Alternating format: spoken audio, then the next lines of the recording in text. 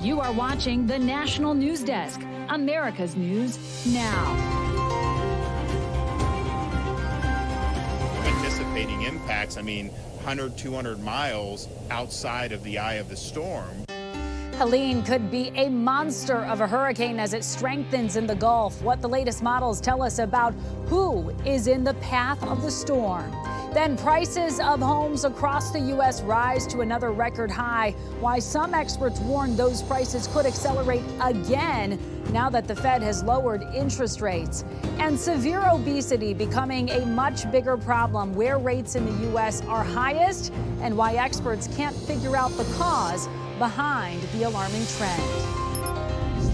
This is the National News Desk, America's News Now. I'm Amira David. Right now, the hurricane watch in Florida is expanding. 61 counties now under a state of emergency as Tropical Storm Helene approaches while strengthening along the way. The National Hurricane Center predicting Helene to become a hurricane early tomorrow morning, making landfall by Thursday night, possibly near Tallahassee as a major Category 3 storm. And storm surge watches, they are already in effect along the Gulf Coast. Already along the Gulf Coast in the majority of areas, and you can see right here in purple, it's between 10 to 15 feet above ground level. The red up to 10 feet. The National Weather Service says these elevated water levels will likely be accompanied by large destructive waves. Florida Governor Ron DeSantis warning all Floridians to be prepared for bad weather. We are going to see significant impacts no matter what happens, but don't act like, well, the cone moved another 20 miles to the west, therefore we're going to in the clear. There's still a lot of uncertainty left with this. Tropical force winds could reach the peninsula as early as tomorrow night and the majority of the state by Thursday morning. Helene is expected to travel north over Georgia at a very rapid pace on Thursday, likely getting to Tennessee and Kentucky on Friday, still at tropical storm strength before downgrading to a depression over the weekend. And stay tuned to the National News Desk on air and online as we continue to follow the latest developments here in what could be a devastating storm. Tonight, the conflict in the Middle East intensifying as Israel trades strikes with Hezbollah at its northern border. The sparring pushing the death toll in Lebanon after 2 days to more than 550, including 35 children, 58 women, with more than 1,600 injured. That's according to the Lebanese Health Ministry. Israel now claiming it has killed at least one Hezbollah commander, though it's unclear how many of the others killed are militants. The recent eruption and crossfire, a result of the war in Gaza, Hezbollah vowing to defend both Hamas and the Palestinian people, Israel vowing to give thousands of Israelis currently displaced by the hostilities the ability to return to their homes. Israeli officials have not ruled out a ground invasion. In an interview today, Iran, which backs Hezbollah, said it wasn't looking to start a war, but also said Hezbollah isn't powerful enough to deter Israel on its own. We must not allow for Lebanon to become another Gaza at the hands of Israel. Hezbollah cannot do that alone. Meantime, President Biden, in his last address to the United Nations General Assembly, called for de-escalation in the region. Now is the time for the parties to finalize its terms, bring the hostages home, and secure security for Israel and Gaza free of Hamas' grip. Also touching on Ukraine's war with Russia, Biden called on nations to unite at this, quote, inflection point in world history. And the son of Ryan Routh, the man arrested after an apparent assassination attempt against Donald Trump, was in court today for his own legal challenges. Orrin Routh has been charged with possessing child sexual abuse images. The FBI said they seized multiple devices with incriminating videos. Orrin's father does remain in jail, and prosecutors have indicated much more serious attempted assassination charges are coming down the pipeline for him. Tomorrow, by the way, we will get our first look at the Senate Permanent Subcommittee on Investigation's interim report on the first assassination attempt on Donald Trump on July 13th. The committee has been looking into how the Secret Service handled the shooting, and Chairman Richard Blumenthal says the service needs a, quote, house cleaning in procedure, practices, and personnel. The American people are going to be appalled and astonished by what's in this report, the accumulation of gross incompetence that put the president in danger and could result in continuing insecurity. In Winder, Georgia, students returned to learning at Appalachia High School, the site of a mass shooting that left 2 students and 2 teachers dead just 3 weeks ago. The hallway where the shooting took place, that will be blocked off for the remainder of the year until new classroom pods arrive in January. Counselors, therapy dogs, and law enforcement are on site as students adjust. Right now, classes are scheduled for half days, but they'll transition to full days starting in mid-October. The feds are searching for a man wanted for killing a family of 4 in Monroe County, New York. Authorities say Luis Francisco Soriana and his brother, Julio, stabbed those victims at their home in August, then escaped to Puerto Rico. The brothers appear to be related in some way to that family. Tonight, Julio is in custody. The victims' loved ones say they knew something was wrong when Soriana did not come to a family vigil. They were very close, so when all this happened, to see that he was not around was concerning. It was alerting. Soriana is considered armed and dangerous. Anyone with information is urged to contact the U.S. Marshals Service. Some disturbing news tonight about a growing trend along our southern border. It's becoming more common for human smugglers to enter the United States with children who are not theirs, often sedating them so they won't be able to speak to border authorities. The National News Desk's Christine Frizzell has more from Washington with just another piece of the complicated puzzle of immigration. Among the latest challenges for those tasked with securing the border, an alarming trend of human smugglers using children, even, quote, recycling them to make it easier to enter the country. Migrants and the smugglers know that that's equivalent of an automatic passport in the United States. The border chief in El Centro, California, posting these photos of children who had been smuggled and heavily dosed with sleep aids to prevent the children from speaking to authorities.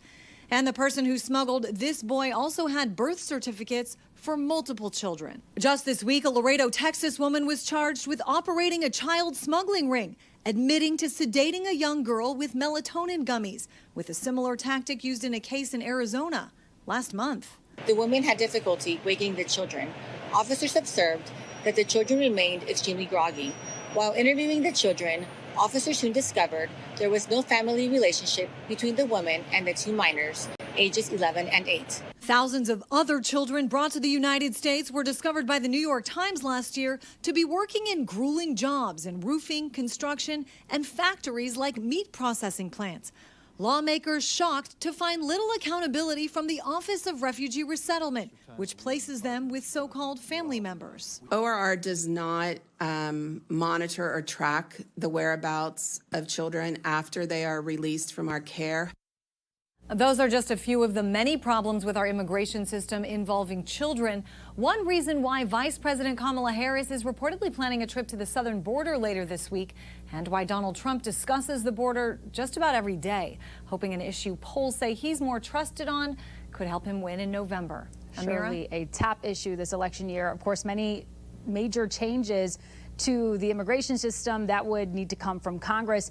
Anything on the horizon? What do we know? You know, as far as action, we expect absolutely nothing before the election. As far as politicizing the issue, well, just a few hours ago, Republicans in both the House and the Senate sent a letter to President Biden and Vice President Harris calling out what they call abuses in the unaccompanied migrant children program, which they blame on the, quote, open borders policies overseen by Vice President Harris, end quote. All right, Christine Frizzell, thank you for that live report from Washington, D.C.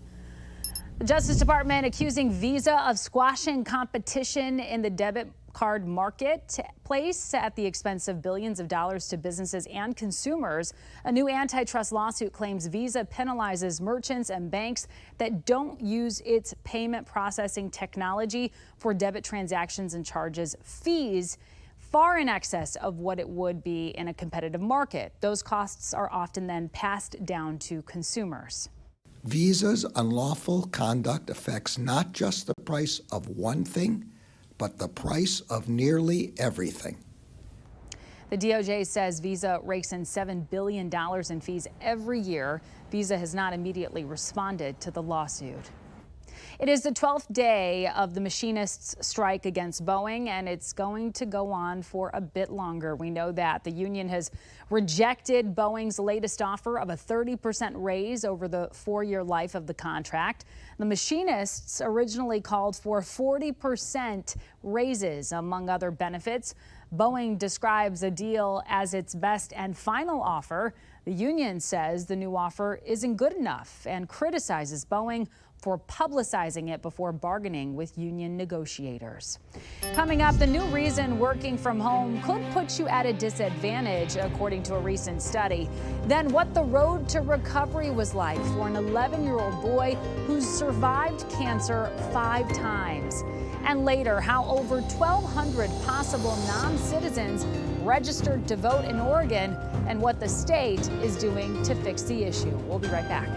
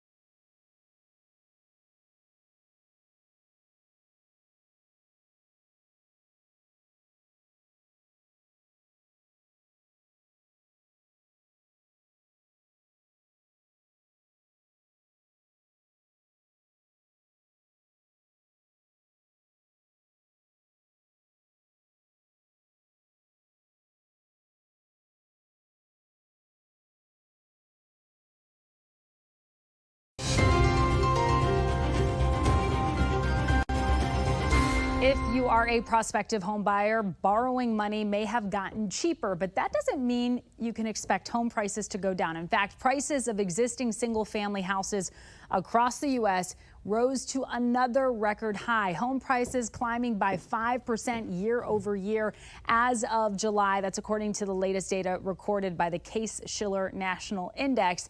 And now that the Fed has lowered interest rates, some experts are warning home prices could accelerate again as demand ticks up and more home buyers start to flood the housing market. Meantime, new data out today shows confidence in the economy is down. The Consumer Confidence Index fell to 98.7 this month. That's down from 105.6 last month. And that is the biggest drop in over 3 years and suggests many Americans are concerned about the job market and inflation. The survey was conducted before the Fed announced it would cut interest rates by 0.5 percentage point. Looking at jobs, could working from home stunt your career growth? New research suggesting that could be the case. The National News Desk's Janae Bowens has more. Working from home has a lot of benefits. I don't understand why I go into the office anyway, because a lot of my work can be done remote. I'm more productive at home, but as far as like learning goes, I'm not learning as much as I would on my own than I would with my peers. But it turns out there are disadvantages too. 86% of CEOs say they will reward employees who make an effort to come in with favorable assignments, raises, or promotions. That's according to professional services network KPMG. It shows that an employee is more dedicated when they actually come into the office. And that means during normal business time. What we're seeing is people that are coffee badging, where they just come in a couple hours late, say hello to everybody, and then leave early. And that's obviously not a very productive employee. Maya Ratcliffe is the CEO and founder of the franchise entity Hawaii Fluid Art. She says having her employees in the studio or the office allows for easier access. I think that people that are considering going back into office need to think about the benefits, the camaraderie, the friendships, the amount of work that we get done, therefore not having to work late into the evening or weekends. If we can make our time in office absolutely as productive as possible, it actually gives us a better work-life balance. According to the American Staffing Association, 56% of adults believe employees who work exclusively in office have a competitive advantage over their fully remote counterparts regarding raises, bonuses, and promotions. I'm Janae Bowens reporting. Okay, Janae, thank you. Former President Donald Trump on the campaign trail again today, focusing on the economy at a rally in Savannah, Georgia. With the vision I'm outlining today, not only will we stop our businesses from leaving for foreign lands, but under my leadership, we're going to take other countries' jobs. Did you ever hear that expression before? Have you ever heard that we're going to take other countries' jobs? It's never been stated before. Vice President Kamala Harris is not holding campaign events today, but plans to visit Pennsylvania tomorrow to discuss the economy. Harris said today that she supports getting rid of the Senate filibuster rule in order to enact protections for abortion, like making Roe versus Wade law. The Senate requires 60 votes out of 100 to move most measures, requiring more bipartisan cooperation. Independent Senators Joe Manchin and Kyrsten Sinema, they both renounced this decision by Harris. Manchin said he will not endorse the vice president because of it.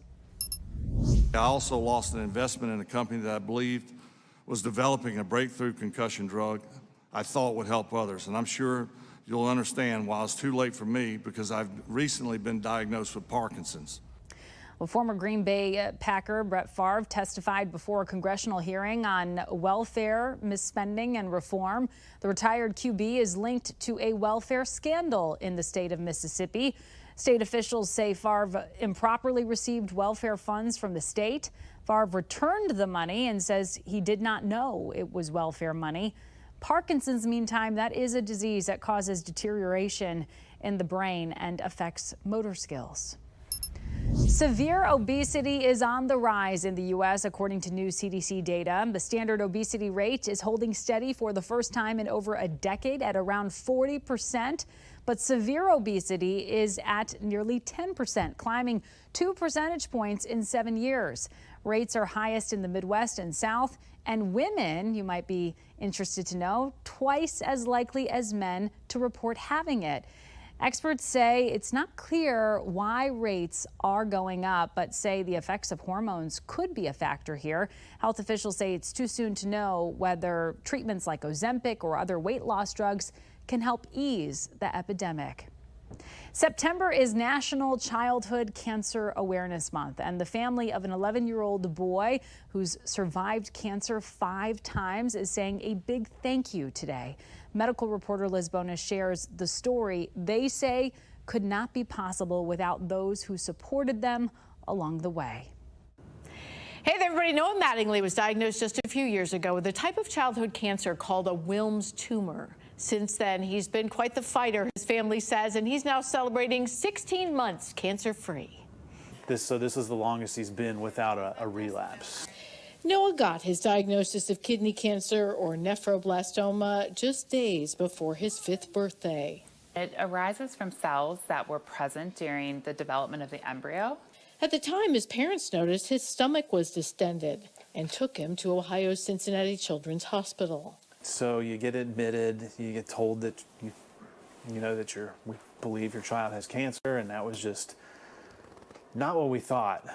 Surgery, chemotherapy, And eventually, a stem cell transplant followed. We give cells back to allow them to plant and grow and replenish his bone marrow.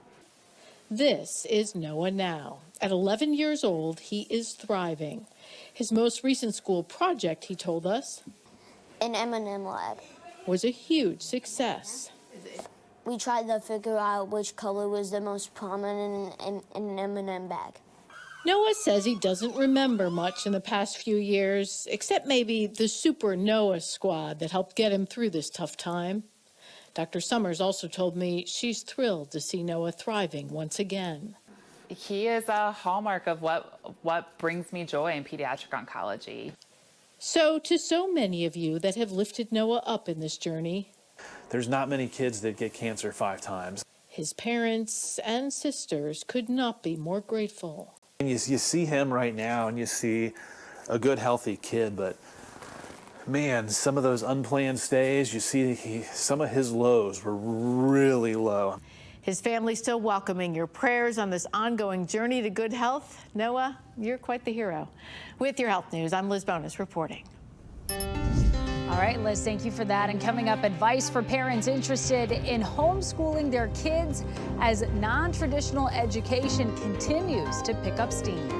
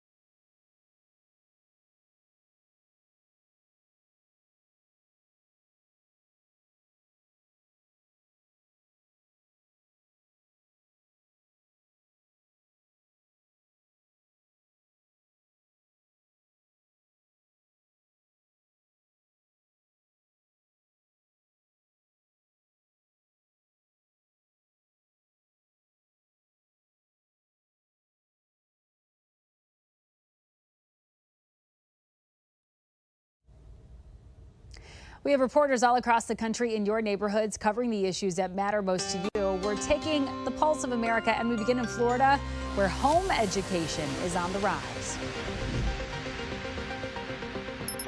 Dr. Kate Eshelman tells me many families she works with didn't take well to virtual at-home education when it was forced upon families during the pandemic. She says there are a lot of reasons parents may be considering home education rather than traditional schooling. Now, most recently, there have been plenty of discussions on social media of parents weighing their options in light of the deadly mass shooting at a high school in Georgia. At-home education can cause all sorts of challenges when it comes to setting boundaries between school and family time. So here's some advice for parents who may be considering this option. The goal would be that the child understands that time for school is meant to be focused on kind of school time and academic activities, and for parents to really try and draw those clear boundaries. Every indication is that this is really a clerical error and a mistake, a regrettable mistake. Oregon transportation officials adding safeguards to some day-to-day processes after more than 1,200 individuals who were possibly non-citizens were registered to vote because of a mistake at DMV offices. State officials saying drivers who used a non-American birth certificate or passport to obtain or renew their license were accidentally recorded as using an American document because that was the default setting. We've reordered that drop-down menu so that the U.S. passport isn't sort of the default selection. We've got an alarm on their back door as well as a motion detector that tells us somebody's definitely inside the building, and the police are telling us that they're no longer going to respond to those alarms. Shannon Woodman with Washington Alarm calling on the city of Seattle to rethink SPD's policy change and to give them more time to try and find a better solution. Our concern is also pharmacies that have drugs inside. Banks are the same way. We're very concerned about if there's any businesses that have guns that they sell. According to Seattle Police, the Seattle 911 Center receives 13,000 alarm calls each year, which means officers are pulled away to a false crime, thinning an already understaffed department. Coming up, the new tribute to Johnny Cash that was unveiled today in the U.S. Capitol building. Stay with us.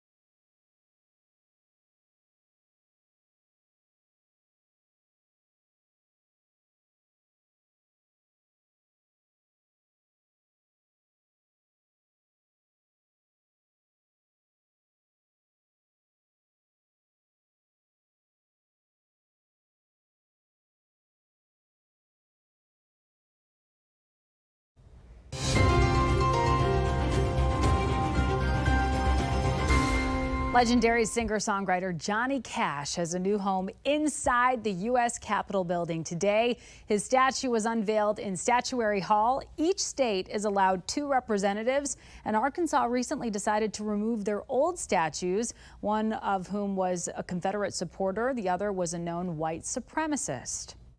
Johnny Cash was uniquely American. He was a trailblazing, transformational, and trend-setting figure. Americans related to Johnny Cash, so families across the country invited him into their homes through their radios and their record players. Cash is depicted with a guitar slung across his back and a Bible in his hand. His statue joins Daisy Gatson Bates, a 1950s civil rights leader whose statue was unveiled earlier this year to represent the state of Arkansas.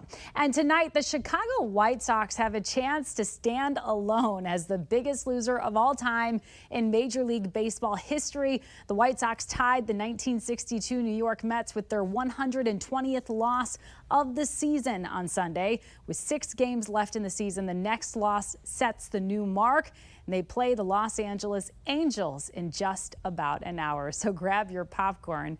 And that does it for this edition of the National News Desk. We do invite you to join us for more coverage tonight. I'm Amira David. Thank you so much for watching.